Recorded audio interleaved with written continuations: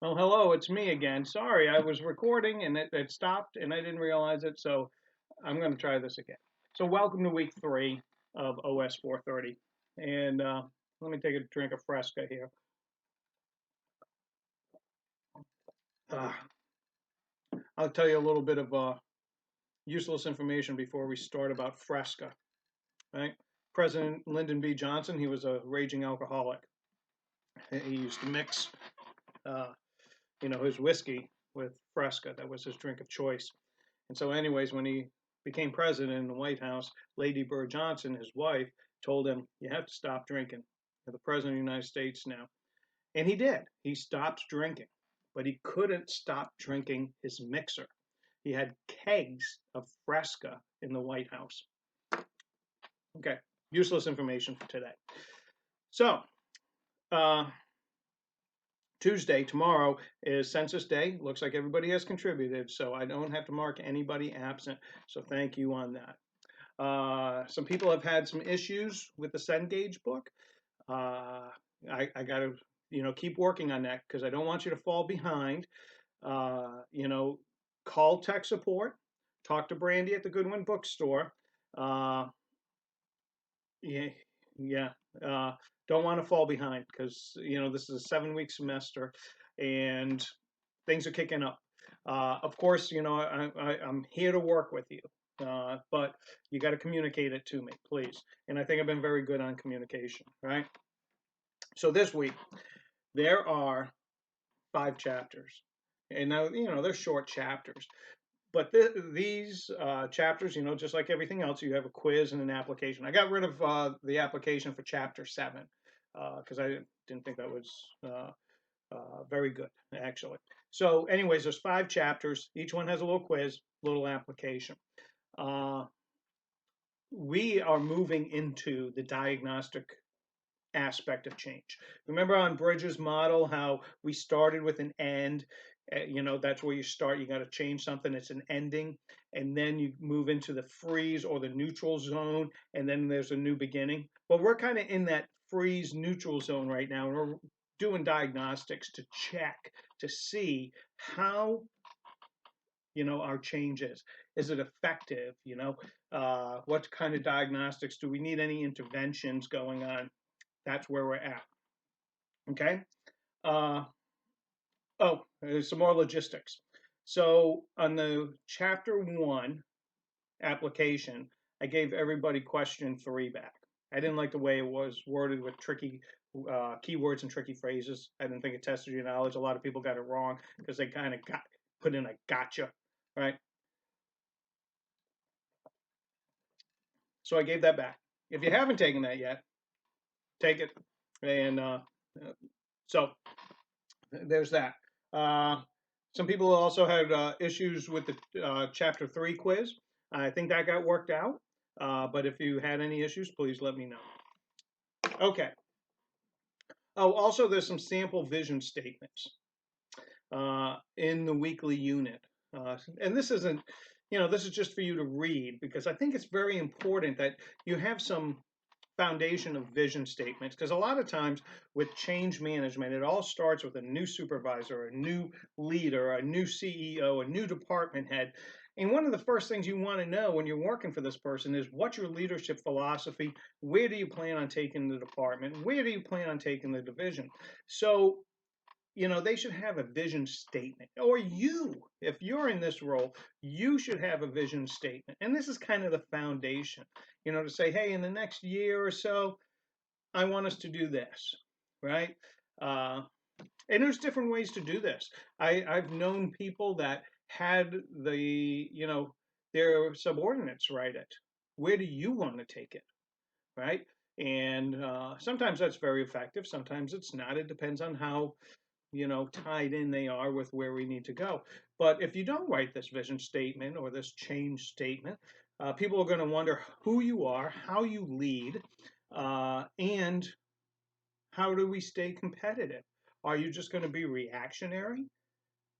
Oh, market shares are doing this, so we're doing this. Oh, everything's good, status quo. You know, so This is, like I said, there's no test or anything on vision statements. I'm not going to make you write one, but it's something to read, to know, to have that foundation, to put in your toolbox for later. Okay. And before we end, I wanted to share a story with you, right? So I mentioned this David Rock scarf model, and so I want to talk a little bit more about that today. Last week we talked a little bit about bridges, so this week we'll talk about that scarf model and what it is. So his model is an acronym on why people are afraid of change, right? And so let's walk through the acronyms, right? The first one is status, then there's certainty, then there's autonomy, then there's relatableness, and then there's fairness. So let me tell you a personal story that's happening with me, right? So I'm a new supervisor at my position, at my company. I've been there for about 5 years, and I just recently got promoted to a department head role.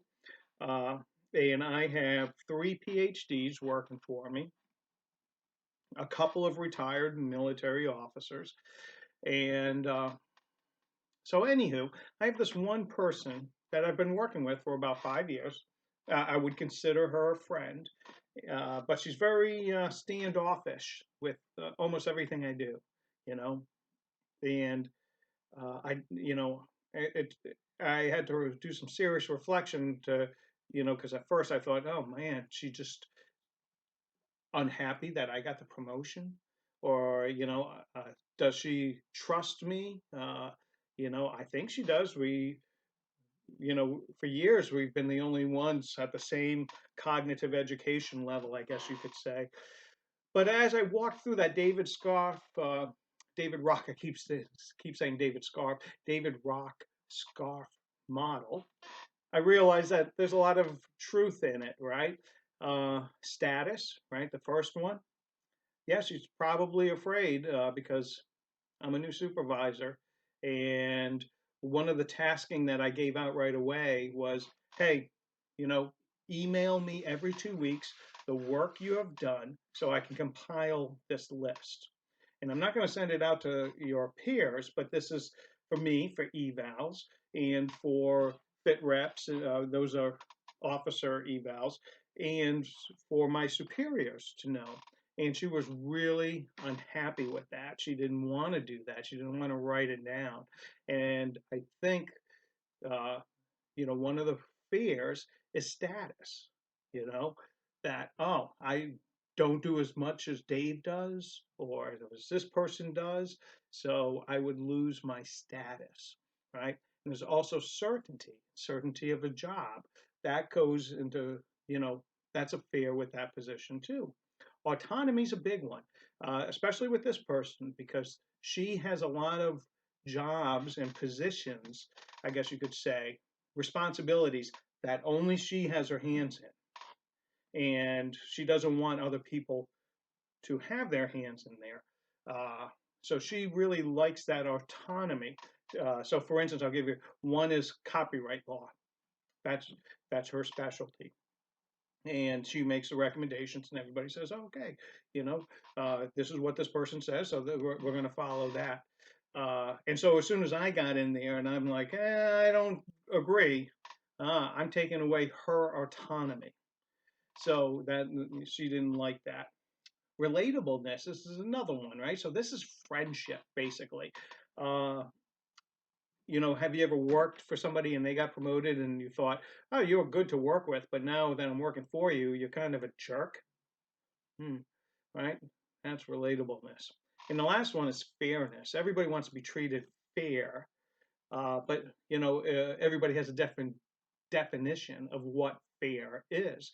Um, I'm sure if you took a class with Mike Walter, with Dr. Walter, you probably did the Myers-Briggs personality type, right? And one of the dichotomies in there is how we make decisions, whether have a thinking dichotomy, we have that preference, or we have a preference towards feeling, right? So I always think old Star Trek, right? You have Spock, who is thinking, and McCoy, who is feeling, right? So a thinker is very logical. You did this. This is the crime. You did the crime. Here's the time. That's a thinker. A feeling type person empathizes with somebody and they put themselves into that situation. So, oh, this person did this, but you can understand why. Now, this is important with fairness because both say they are fair. For instance, the person who has a preference towards thinking, they want everybody to be treated the same. Okay, that's fair. Person who has a preference towards feelings, they want everybody to be treated as an individual. That's fair also.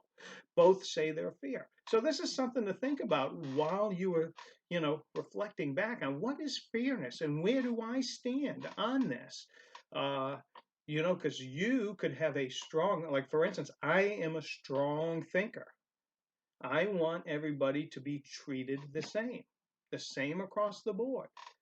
This person that works for me, she's a strong feeler. She wants to be treated fair as an individual. So we have a disconnect there. So these are things to reflect on with change and how personality and leadership plays a factor there. Okay, so there's some things to think about for this week. Once again, like I said, 5 chapters. I know it's a lot, but you can do it, right? Once again, if you have any questions, please feel free to text me, call me, email me. You all have been very good on that, and yeah. Okay. Dave out. Thanks.